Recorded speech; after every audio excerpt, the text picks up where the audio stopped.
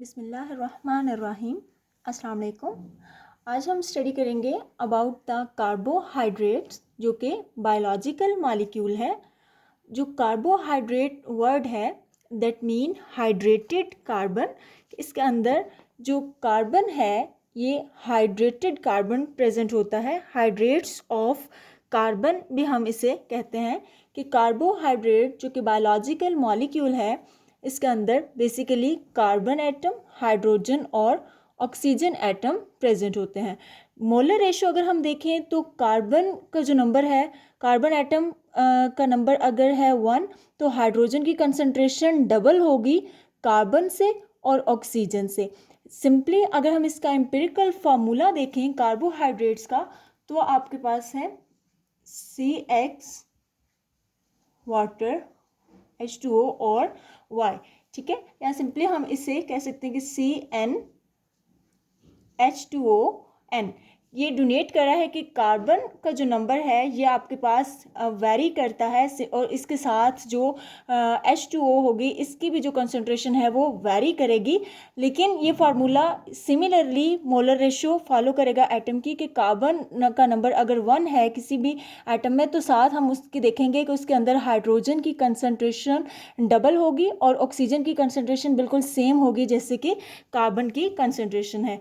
इसको अगर हम एग्जांपल के साथ देखें कि किसी भी जो कोई सिंपल अगर हम कार्बोहाइड्रेट देखें और उसके ऊपर ये फार्मूला अप्लाई करें, फॉर एग्जांपल सिंपलेस्ट हमारे पास जो कार्बोहाइड्रेट्स हैं वो 3 कार्बन कंटेनिंग कंपाउंड ग्लिसरल्डिहाइड,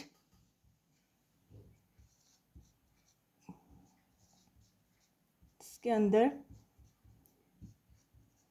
अब हमने कहा था कि जितना नंबर जो है वो कार्बन का होगा उतना ही नंबर जो है वो किसका होना चाहिए, ऑक्सीजन का होना चाहिए, और हाइड्रोजन की कंसंट्रेशन डबल होनी चाहिए। तो कार्बन का नंबर हमारे पास यहाँ पे 1 2 3, कार्बन एटम 3 है, तो जो हाइड्रोजन है वो हमारे पास डबल होना चाहिए 1 2 3 4 5 एंड 6, और ऑक्सीजन का नंबर सेम होगा जितना कि कार्बन का है 1 2 एंड 3।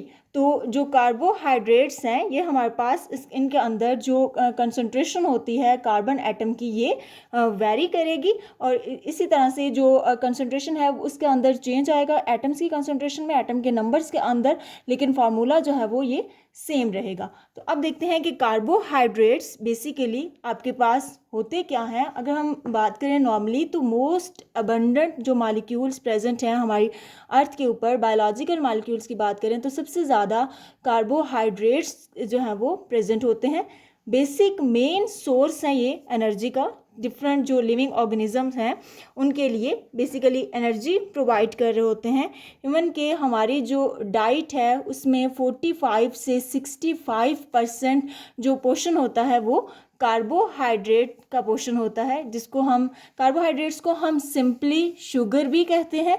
कार्बोहाइड्रेट्स की अगर हम बात करें तो ये इम्पॉर्टेंट स्ट्रक्चरल कंपोनेंट भी हैं, कि डिफरेंट तरह के जो स्ट्रक्चर्स होते हैं उनके अंदर उनकी फॉर्मेशन में भी इंपॉर्टेंट रोल प्ले कर रहे होते हैं, जिससे कि न्यूक्लिक एसिड है दैट मीन DNA और RNA की फॉर्मेशन में इंपॉर्टेंट रोल प्ले करते हैं ये कार्बोहाइड्रेट्स।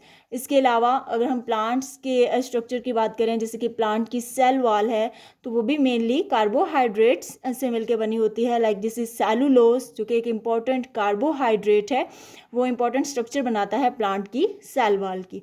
कार्बोहाइड्रेट्स की अगर हम प्रोडक्शन की बात करें कि where these the sugar molecules actually come from and how the carbohydrates are produced, तो बेसिकली जो कार्बोहाइड्रेट्स हैं वो प्रोड्यूस करते हैं प्लांट्स। प्लांट्स जो हैं वो प्रोडक्शन करेंगे कार्बोहाइड्रेट्स की। तो जब भी किसी मॉलिक्यूल की प्रोडक्शन होगी उसके लिए आपको डिफरेंट तरह के एटम्स चाहिए होंगे, क्योंकि डिफरेंट एटम्स मिलके क्या बनाते हैं आपके पास मॉलिक्यूल्स बनाते हैं, डिफरेंट एलिमेंट्स चाहिए होंगे। तो प्लांट्स को जो चीज़ रिक्वायर होगी कार्बोहाइड्रेट्स को बनाने के लिए वो है सबसे पहले सनलाइट, जिसको वो एनर्जी चाहिए होगी इनको, सनलाइट से ये ऑब्टेन करेंगे एनर्जी। कन्वर्ट करने के लिए कार्बन डाइऑक्साइड और वाटर को कार्बोहाइड्रेट्स में, कार्बन डाइऑक्साइड प्लांट ऑब्टेन करेंगे एटमॉस्फेयर से, और वाटर जो है वो प्लांट ऑब्टेन करते हैं फ्रॉम सॉइल। तो कार्बन डाइऑक्साइड, वाटर और in the presence of sunlight, साथ में इन्हें चाहिए होता है प्लांट्स को क्लोरोफिल चाहिए होता है जो कि पिगमेंट है, प्रेजेंट होता है, ग्रीन पिगमेंट प्रेजेंट है प्लांट्स के अंदर, प्लांट के लीव्स में प्रेजेंट होता है, जिसकी हेल्प से ये कन्वर्ट करते हैं कार्बन डाइऑक्साइड और वाटर को शुगर मॉलिक्यूल और ऑक्सीजन के अंदर। तो इस तरह से हमारे पास सिंपलेस्ट फॉर्म में जो कार्बोहाइड्रेट्स हैं वो तैयार होते हैं और प्लांट्स बेसिकली इनको तैयार कर रहे होते हैं। और कार्बोहाइड्रेट्स को अब अगर हम प्रॉपरली डिफ़ाइन करें कि किस तरह से हम इन्हें डिफ़ाइन कर सकते हैं, सो ये आपके पास पॉलीहाइड्रोक्सी एल्डिहाइड्स और कीटोन्स होते हैं।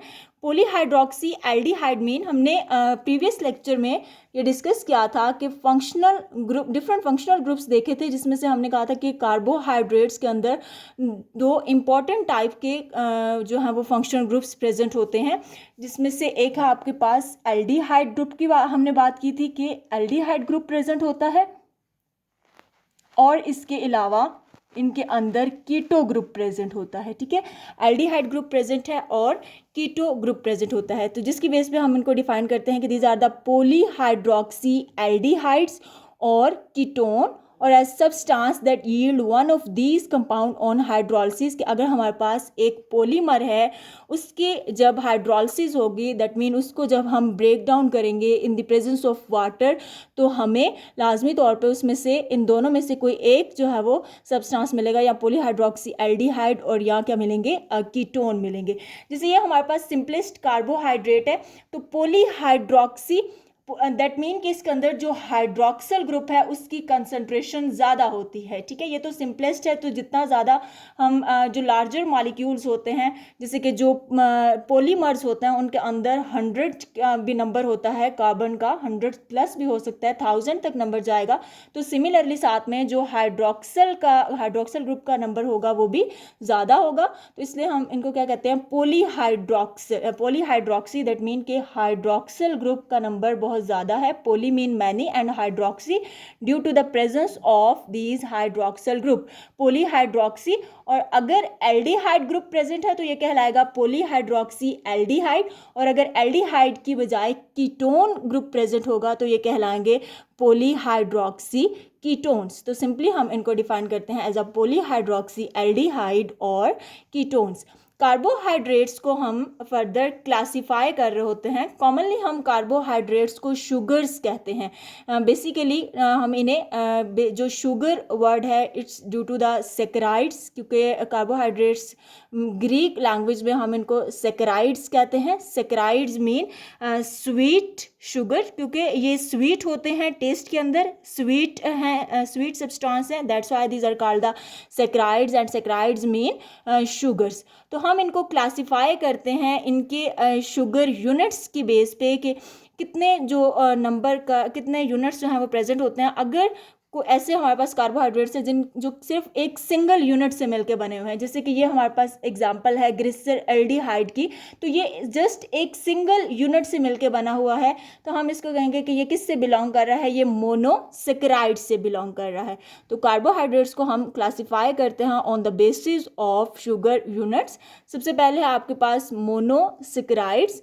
मोनोसेकेराइड्स ऐसे कार्बोहाइड्रेट्स जो कि सिंपलेस्ट होते हैं और सिंपली जिनके अंदर एक सिंगल यूनिट जो है वो प्रेजेंट होता है शुगर का, वो कहलाएंगे आपके पास मोनोसेकेराइड्स। देन डाइसेकेराइड्स, डाइसेकेराइड जो कि दो डिफरेंट जो है वो यूनिट्स से मिलके बने होते हैं। वो यूनिट सेम भी हो सकते हैं, डिफरेंट भी हो सकते हैं, लेकिन एक से ज़्यादा यानी कि दो होने चाहिए। डाइसेकेराइड्स में हमेशा दो शुगर के मॉलिक्यूल होंगे, दो शुगर के मॉलिक्यूल आपस में ज्वाइन होके एक मॉलिक्यूल बनाएंगे, that's why these are called the disaccharides. Then आपके पास है ओलिगोसेकेराइड्स। ओलिगोसेकेराइड्स ऐसे कार्बोहाइड्रेट्स जिनके अंदर जो शुगर यूनिट है वो 3 to 9 होता है, यानी कि 3 से लेके 9 तक जो शुगर यूनिट्स हैं वो आपस में ज्वाइन होंगे बॉन्ड बनाएंगे हमारे पास स्पेसिफिक, और आपके पास क्या कहलाएंगे, ओलिगोसेक्राइड्स कहलाएंगे। देन है पॉलीसेक्राइड्स। पॉलीसेक्राइड्स ऐसे कार्बोहाइड्रेट्स जो कि 10 से लेके 100 एंड देन 100 to 1000 तक जिनके अंदर मॉलिक्यूल्स प्रेजेंट होते हैं, कि 1000 शुगर यूनिट्स मिल के आपके पास क्या बनाते हैं, पॉलीसेक्राइड्स। 1000 से कम यानी कि 10 से अगर 20 तक नंबर है, या 20 से 40 तक, या इस तरह से 100 तक और इवन 1000 तक ये नंबर आपके पास एक्सीड कर जाता है, तो ये मिलके क्या बनाते हैं, आपके पास पॉलीसेक्राइड्स बनाते हैं। तो इंशाल्लाह हम डिटेल से डिस्कस करेंगे। ये जस्ट इंट्रोडक्टरी लेक्चर था अबाउट द कार्बोहाइड्रेट।